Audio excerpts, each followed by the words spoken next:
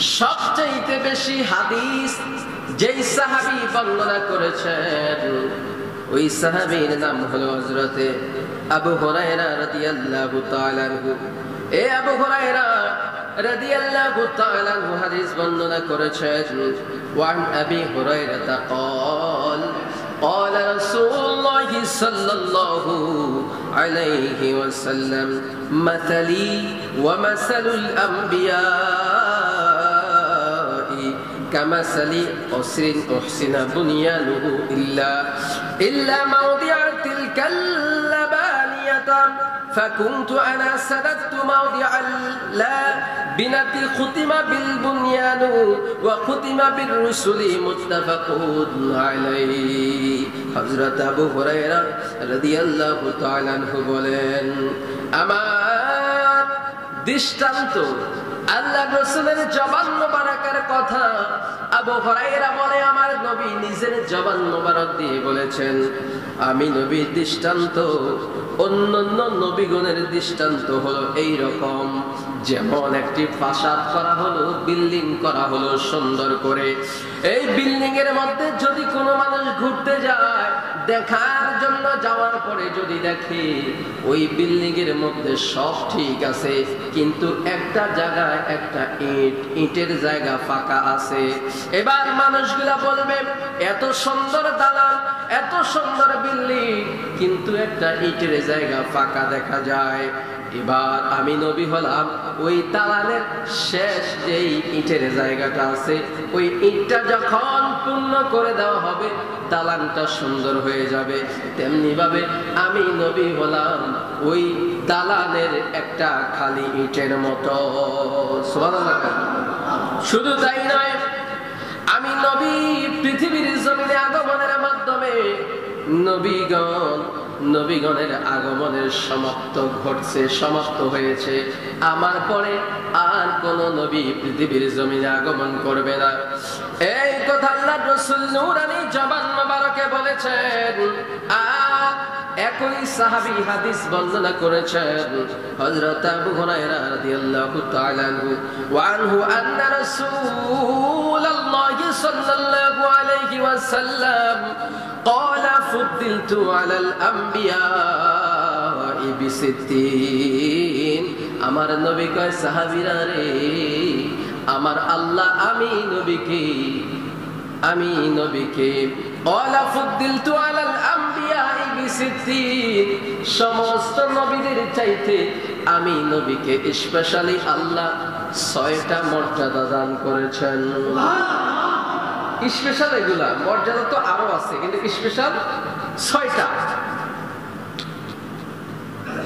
এক নাম্বার উতিতু জাওয়ামিউল কালিমি, আমি নবীর স্পেশাল 6টা মর্যাদার মধ্যে এক নাম্বার হলো আমি নবী আমার উম্মতকে অল্প কথায় অনেক অর্থ বুঝাইতে পারি। কথা বলি অল্প, অর্থ হয় অনেক। যেমন নবীর হাদিস বুখারী শরীফের ব্যাখ্যা গ্রন্থ হলো 82টা। সুবহানাল্লাহ। না একটা বুখারী শরীফের ব্যাখ্যা গ্রন্থ হলো এতগুলা। আল্লাহর রাসূল কয় এক নম্বরে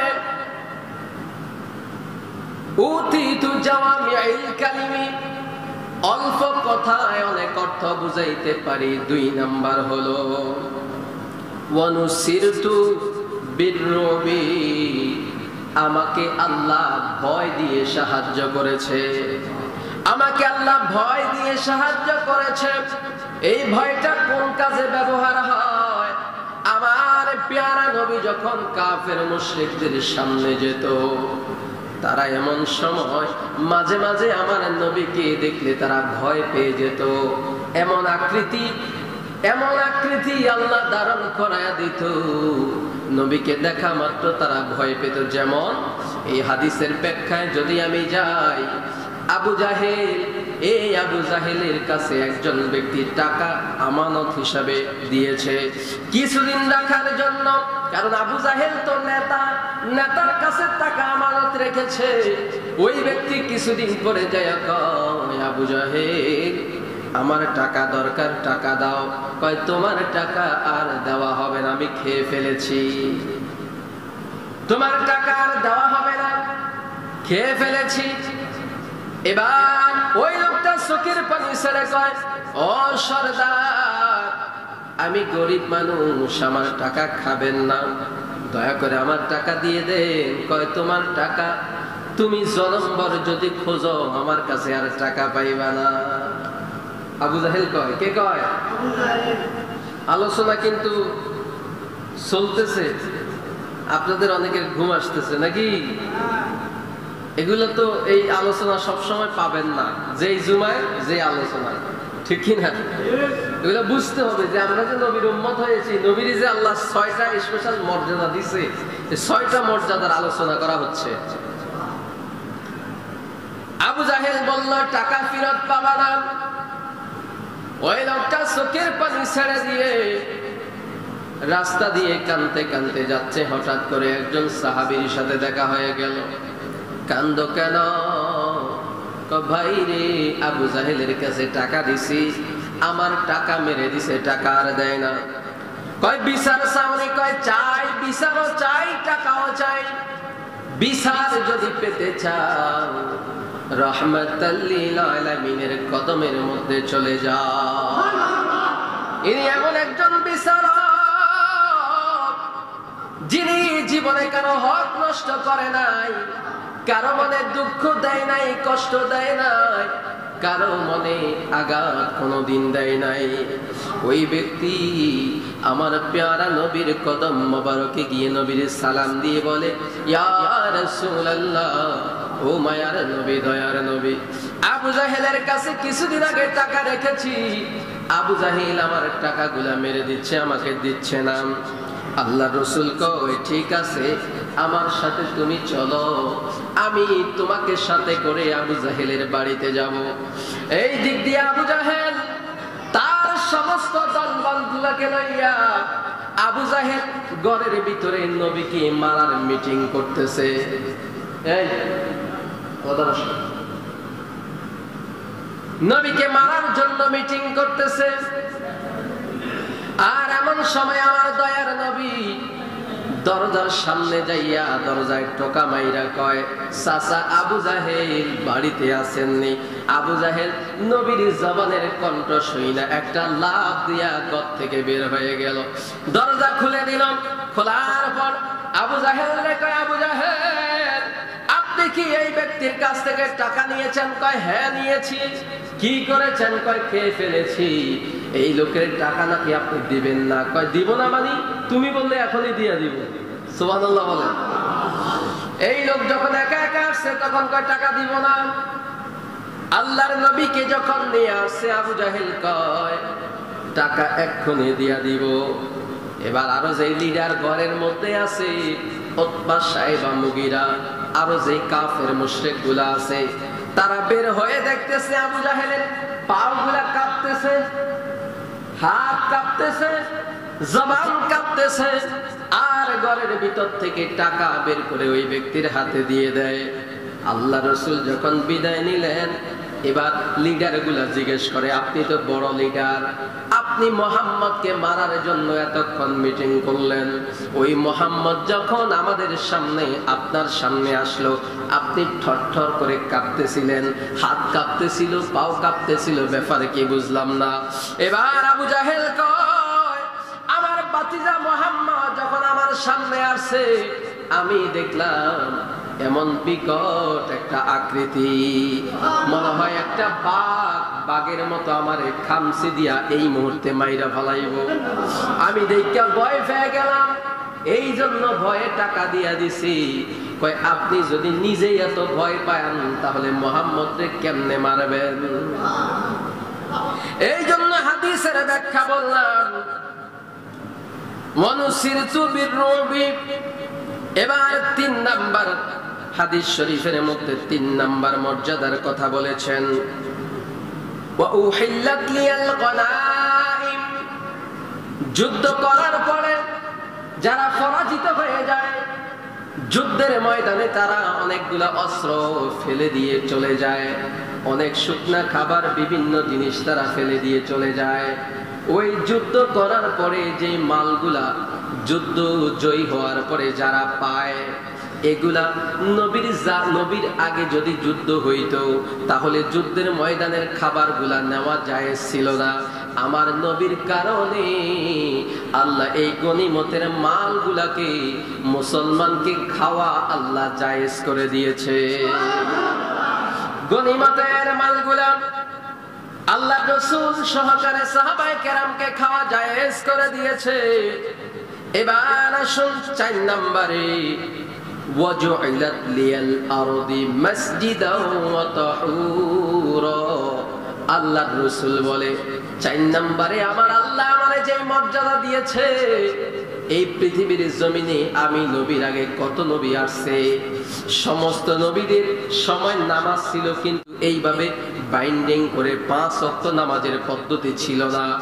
আল্লাহর রাসূলের জামানায় এসে 5 ওয়াক্ত নামাজ, তার আগেও নামাজ ছিল কিন্তু তারা যদি নামাজ পড়তো নির্দিষ্ট একটা জায়গা লাগতো, নির্দিষ্ট জায়গা ছাড়া নামাজ পড়লে তাদের নামাজ হইতো না।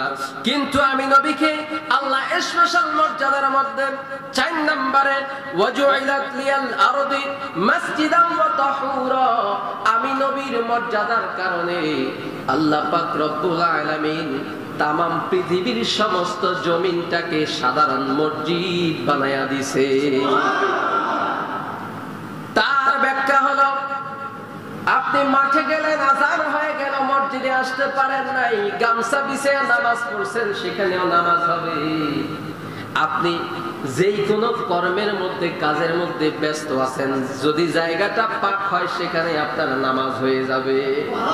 হাদিসের ব্যাখ্যায় আমরা পেলাম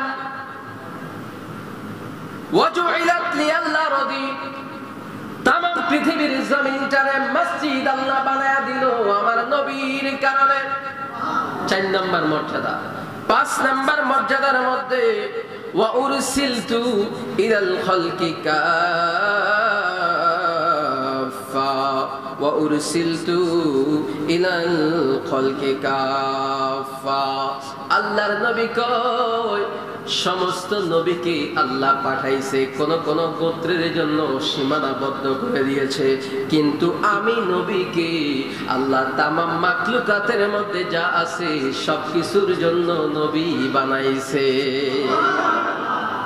শুধু গাছের জন্য নয়, মাছের জন্য নয়, পশু পাখির জন্য নয়, জিন ইনসানের জন্য নয়, ফেরেশতাদের জন্য নয়, আসমান জমিন, পশু পাখি, তরুলতা, কীট পতঙ্গ যা আছে 18,000 মাখলুকাত, 80,000 আলম, পৃথিবীতে এক কথায় আমার আল্লাহ যা সৃষ্টি করেছেন সবকিছুর জন্য আমার নবীকেই আল্লাহ রাহমাতাল লিল আলামিন বানাইছে।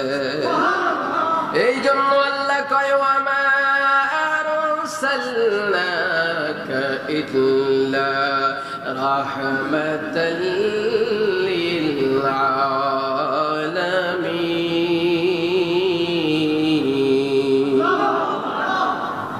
এবার আসেন 6 নম্বর মর্যাদার কথা আল্লাহ রাসূল বলেন ওয়া কুতিমা বিহিন নাবিয়্যুন, আমি নবীর পরে পৃথিবীর জমিনে আর কোন নবী আসবে না, কোন নবী নাই, আমি নবী হইলাম শেষ নবী। ওয়া কুতিমা বিহিন নাবিয়্যুন, আমি নবীর পরে আর কোন নবী আসবে না। এক এক করে 6টা মর্যাদা, স্পেশালি মর্যাদা আমার আল্লাহ আমাকে দিয়েছেন। শুধু তাই নয়, এই আলোচনাগুলো শোনার পরে সাহাবায়ে কেরাম আলোচনা করতেছিল, সেই দিকে পড়ে যাচ্ছি। হযরত আবু সাঈদ খুদরি রাদিয়াল্লাহু তাআলা আনহু, উনি একখানা হাদিস বর্ণনা করেছেন। ওয়া নবী সাঈদিন ক্বালা ক্বালা রাসূলুল্লাহ সাল্লাল্লাহু আলাইহি ওয়াসাল্লাম আনা সাইয়্যিদু ওয়ালদি আদম ইয়াউমাল কিয়ামাতি ওয়া লা ফাখরা ওয়া বিয়াদিহি লিওয়াহুল হামদি ওয়া লা ফাখরা। অর্থাৎ আল্লাহর রাসূল কয় কাল কিয়ামতের ময়দানে আমি নবীকে আল্লাহ লেওয়ায়ে হাম নামে একটা পতাকা আমার হাতের মধ্যে দিবে, আমাকে মাকাম মাহমুদা নামে উচ্চ একটা সম্মানিত স্থান আল্লাহ দান করবে। এই পতাকার নিচে আদম নবী নয়, মুসা নবী নয়, ঈসা নবী নয়, পৃথিবীর জমিনে যত পয়গাম্বর এসেছে সমস্ত পয়গাম্বর আমার ওই পতাকার নিচে আশ্রয় নিবে। এবার আসুন আল্লাহর নবীর সাহাবী ইবনে আব্বাস রাদিয়াল্লাহু তাআলা আনহু কি বলেন? ইনি বলেন وعن ابن عباس قال جلس ناس من أصحاب رسول الله صلى الله عليه وسلم فخرج حتى إذا دنا منهم سمعهم يتذاكرون قال بعضهم إن الله اتخذ إبراهيم خليلا وقال آخر موسى كلمه تكليما وقال آخر فعيسى كلمة الله وروحه وقال آخر পুরা হাদিসটা বললাম না। আমার প্যারা নবী একদিন রাস্তা দিয়ে যায়, সাহাবায়ে কেরাম নবীদের মর্যাদা নিয়ে আলোচনা করতেছেন। একজনে বলছেন ইব্রাহিম খলিলুল্লাহ, হযরত ইব্রাহিম আলাইহিস সালামের দাম আল্লাহ বাড়িয়ে দিয়েছেন, কারণ ইব্রাহিমকে আল্লাহ খলিলুল্লাহ বলেছেন। আরেকজন বলেন ওয়াকালা আখর মুসা, আখর মুসা কাল্লামাহু তাকলিমা, মুসা নবীর সাথে আল্লাহ কথা বলেছে, এই জন্য মুসা নবীর দাম আল্লাহর কাছে বেড়ে গেছে, সম্মান বেড়ে গেছে। আরেকজন কয় ক্বালা আখর ফাঈসা কালিমাতু, ঈসা নবী আল্লাহর সাথে কথা বলার কারণে কালিমাতুল্লাহ হয়ে গেছে। আরেকজন বলে ওয়া রূহু ওয়া ক্বালা আখরু আদম মুস্তাফাহুল্লাহ, আদম নবী হলো পৃথিবীর জমিনে আগমনকারী প্রথম নবী, আদম নবীর সম্মান বেড়ে গেছে। এই কথা আল্লাহ কয় আমি এক একজন নবীর চাইতে এক একজন নবীর মর্যাদার মধ্যে তারতম্য রেখেছি, মানে একজন থেকে আরেকজনের মর্যাদা বাড়িয়ে দিয়েছে। যেমন ইব্রাহিম নবীকে আল্লাহ খলিলুল্লাহ বলেছেন, ইব্রাহিম নবীকে বলেছেন আল্লাহর বন্ধু। কার বন্ধু? খলিলুল্লাহ। খলিলুল্লাহ অর্থ হলো আল্লাহ বন্ধু। আর মুসা কালিমুল্লাহ, কালিমুল্লাহ অর্থ হচ্ছে যিনি আল্লাহর সাথে কথা বলতো, আল্লাহরে দেখে নাই। আর রাসূলুল্লাহকে বলা হয় হাবিবুল্লাহ, জিনার বন্ধু হলো আল্লাহ। এজন্য আল্লাহ কয় মান কাল্লামাল্লাহু, স্পষ্ট এখানে কাল্লামাল্লাহু বলতে এখানে মুসা নবীর কথা বলেছেন, যে মুসা নবীর সাথে আমি কথা বলেছি, এই জন্য মুসা নবীর সম্মানটা বৃদ্ধি পেয়েছে, সম্মান বেড়ে গেছে। কিন্তু মুসা নবীর চাইতে কোটি কোটি গুণ বেশি সম্মান হলো আমার প্যারা নবী, যিনি কথা বলেছেন, দেখেছেন আল্লাহকে। নবীর মর্যাদা সম্পর্কে আজকের আলোচনা। আমি যদি হাদিস শরীফ লক্ষ্য করি, আগামী জুমার আলোচনাও কিন্তু নবী করিম সাল্লাল্লাহু আলাইহি সাল্লামের মর্যাদা, একই আলোচনা, হাদিস আলাদা আলাদা হাদিস আছে। তা আমি এটাই প্রথমে বলছি যে রাসূলুল্লাহর মর্যাদার আলোচনা করে কখনো শেষ করা সম্ভব না। নবীর মর্যাদা, নবীর মেসাল, নবী নিজেই, নবীর সমকক্ষ, নবীর সমপরিমাণ পৃথিবীর জমিনে আল্লাহ আর কোনো কিছু বানায় নাই। যেখানে হাসরের ময়দানে সমস্ত মানুষগুলা আল্লাহর ভয়ে কাঁপতে থাকবে, সেখানেও নবীর ক্ষমতা আল্লাহ দান করবেন। সেখানেও নবীকে আপনারা আজানের পরে যে একটা দোয়া পড়েন, এই দোয়ার মধ্যে বলেন মাকামাম মাহমুদা লিল্লাযী ওয়া'আদতা, এই দোয়ার মধ্যে আমরা সব সময় বলি যে হে আল্লাহ, আমাদের নবী হযরত মুহাম্মদ রাসূলুল্লাহ সাল্লাল্লাহু আলাইহি ওয়াসাল্লামকে আপনি উচ্চ মাকাম দান করেন, মাকামে মাহমুদ দান করেন। এটা আমরা দোয়া করি। দোয়া না করলেও আল্লাহ দিবে, করলেও দিবে, কারণ আল্লাহ তো ঘোষণাই দিয়ে দিছে। এই রাসূলুল্লাহ হাসরের ময়দানে সুপারিশ করবে, এক নাম্বার। দ্বিতীয় নাম্বার আলেম ওলামাগণ, তিন নাম্বার হলো শহীদগণ, তিন নম্বরে শহীদগণ। এবার আসুন, আজকে রবিউল আউয়াল মাসের কয় তারিখ? আচ্ছা, ইংরেজি হিসাবটা করি। 16 তারিখে ঈদে মিলাদুন নবী, সরকারি ছুটি। সরকারি ছুটি দিছে না? ইতিমধ্যে যারা সরকারি অফিস আদালতে চাকরি করেন, আপনারা জেনেছেন যে সরকারিভাবে, রাষ্ট্রীয়ভাবে ঈদে মিলাদুন নবী পালন করার ঘোষণা হয়েছে। সকল শিক্ষা প্রতিষ্ঠান, সকল জায়গায় জাতীয় পতাকা উত্তোলনের কথা বলা হয়েছে ওই দিন, এবং রাষ্ট্রীয়ভাবে রাষ্ট্রীয় নিরাপত্তা দিয়ে ঈদে মিলাদুন নবী পালন করার ঘোষণা হয়েছে, সরকারি ছুটি ঘোষণা করা হয়েছে। তো ঈদে মিলাদুন নবী, আসলে মিলাদুন নবী তো আমরা সবাই মানি, যারা মুসলমান কেউ বাদ নাই। মিলাদুন নবী মানে না এটা কেউ বলে না, ঠিক কিনা বল? মিলাদুন নবীর মাহফিলও জায়েজ, সিরাতুন নবীর মাহফিলও জায়েজ। মিলাদ যা, সিরাত তা, বুঝতে পারেন নাই? ব্যক্তি একজন, ব্যক্তি কয়জন? একজন। মিলাদ যা, সিরাত তার। সিরাত যার নাই তার মিলাদ নাই, মিলাদ যার নাই তার সিরাত নাই। এবার আসেন যেটা নিয়ে সমস্যা, যে ঈদ, হ্যাঁ ঈদ বলা হয় না, তো ঈদ কেন বলা হয়? ঈদ বলা নিয়ে আমাদের মধ্যে কি আছে? একটু সমস্যা আছে। কারণ এই ঈদটাকে অনেকে আমরা মানতে চাই না, যে ঈদ বলা যাবে না। শুনেন হাদিসের ব্যাখ্যা শোনেন। যেই জিনিসের কথা বারবার স্মরণ হয়, যেই জিনিসের কথা বারবার মনের মধ্যে স্মরণ হয়ে আনন্দ অনুভব হয়, সেটাকে ঈদ বলা হয়। সহজ ব্যাখ্যা, এটা কি সহজ ব্যাখ্যা? যেই জিনিসের কথা বারবার মনে আসে, আসার পরে আনন্দিত হয় মনটা। এবার বলেন, রাসূলুল্লাহ দুনিয়াতে আগমন করছে, আনন্দিত হয় নাই আবু জাহেল ছাড়া কেডা আছে? কেউ আসেনি। আবু জাহেলে না আপনার, তারপরে ইবলিস, হ্যাঁ, তারা বেজার হয়েছে রাসূলুল্লাহর আগমন, কিন্তু ঈমানদারেরা তো বেজার নাই। তো এই রাসূলুল্লাহর আগমনের খুশিটা বারবার ঈমানদারের মনে আসার কারণে ঈদ বললে গুনাহ হয় না। ঈদ বললে কি হয় না? এবার আসেন, দুই ঈদ ছাড়া আমাদের আর কোনো ঈদ আসেনি, এটা যদি আমরা জানতে পারি হাদিস থেকে, তাই তো কোনো সমস্যা নাই। কয়টা হাদিস আমি আপনাদেরকে হাদিসগুলোর নাম আমাকে বলি। ইমাম বুখারী, কোরআনের পরে যে বুখারী শরীফের স্থান, হাদিসের নাম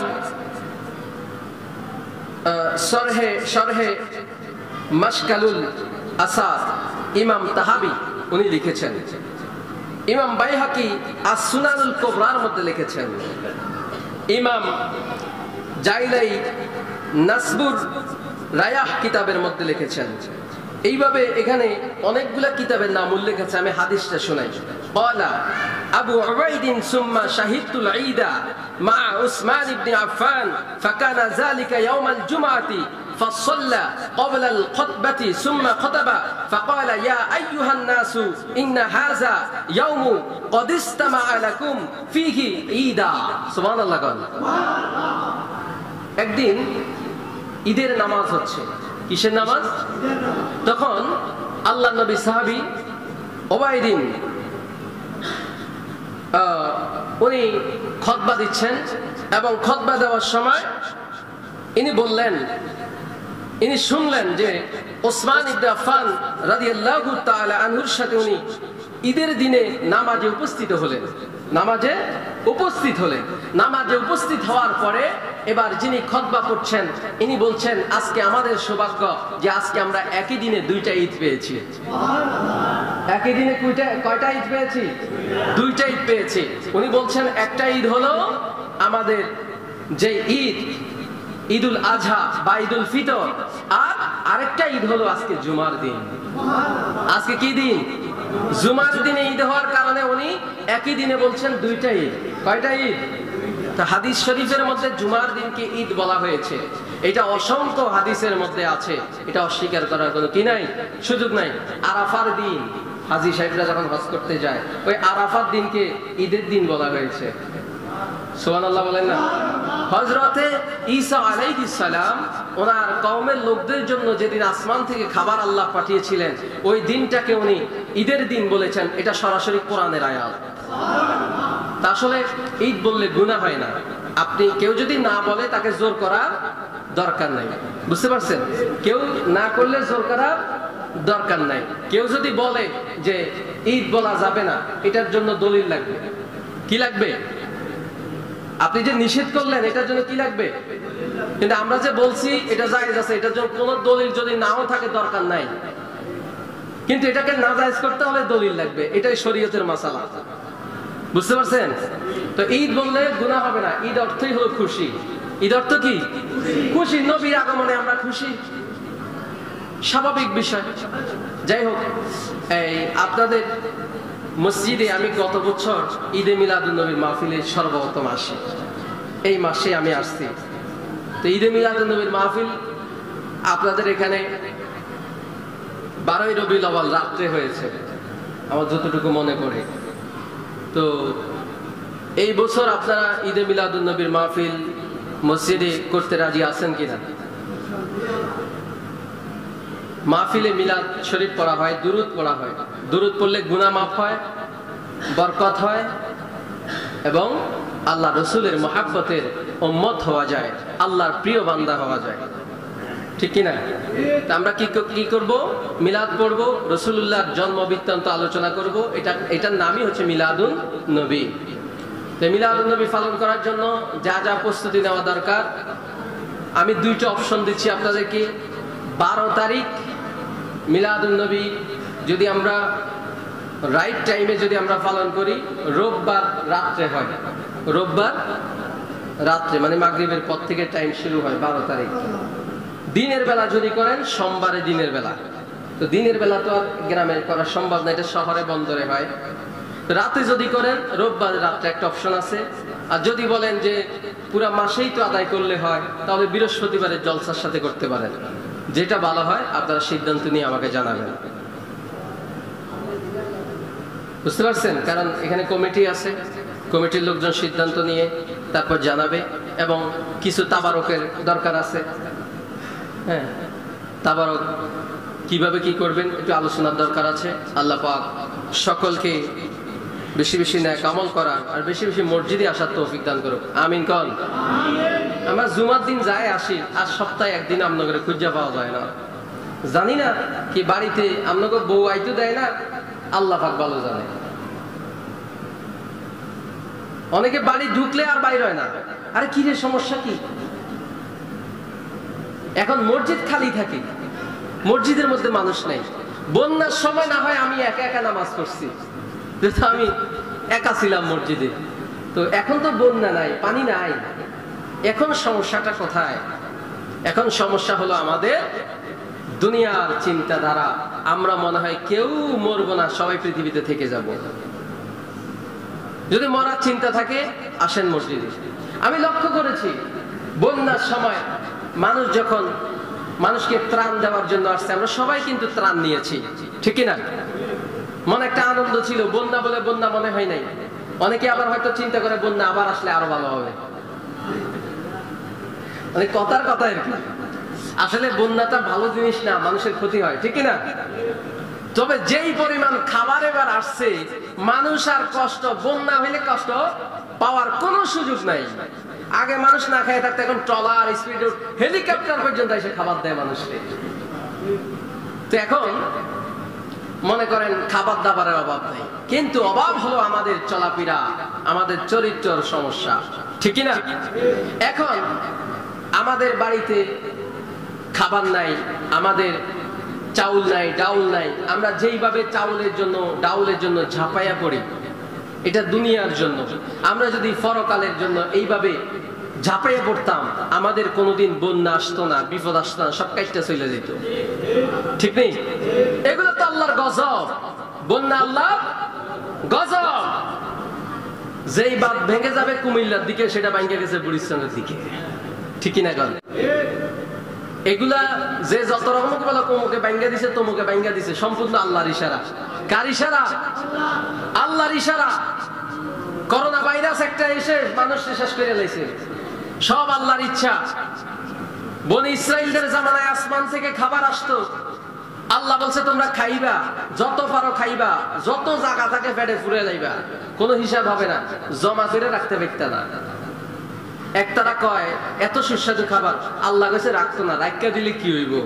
তারা যখন রাখা দিছে, আল্লাহ কয় ফেরেশতারা খানা বন্ধ, নিজেরটা নিজের আইন্দা খাও। বুঝছেন নি ব্যাপারটা? এই জন্য আমাদের কর্মের ফল এগুলো আমরা ভোগ করি। আমরা মসজিদে আসার চেষ্টা করব, আর বিভিন্ন জায়গায় যেখানে আমরা যুবকরা যেখানে আড্ডা দিলে মানুষ আমাদেরকে খারাপ মনে করবে সেখানে আমরা কম যাব। এখন তো আদব লেহাজ কমে গেছে। আগে মুরব্বীদেরকে দেখলে মানুষ শ্রদ্ধা করত, সালাম দিত, ছোটদেরকে মুরব্বীরা স্নেহ করত, এখন এগুলো নাই। মহিলারা একটা মানুষকে রাস্তা দিয়ে যাইতে দেখলে ঘোমটা দিয়ে বসে যাইতো, হ্যাঁ মানে ঘোমটাটা বড় করে দিয়ে রাস্তার একপাশে দাঁড়িয়ে যেত। আলেম ওলামাকে দেখলে দাঁড়াই যেত। এখন আপনারা দূরের কথা, হুজুরে দেখলেও তো ঘোমটা দেয় না, ঠিক নেই? মানে যেমনে আছে আর একটু খুললে দেয় লাগলে আপনারা বেয়াদবি নিয়েন না, কথাটা বাস্তব কথা বলছি। নাউজুবিল্লাহি মিন যালিক। এগুলো আমাদের বর্তমান চিত্র, এই জন্য আমাদের উপরে গজব বেশি, ঠিক না? আল্লাহ আমাদেরকে হেদায়েত দান করুক, বলেন আমিন।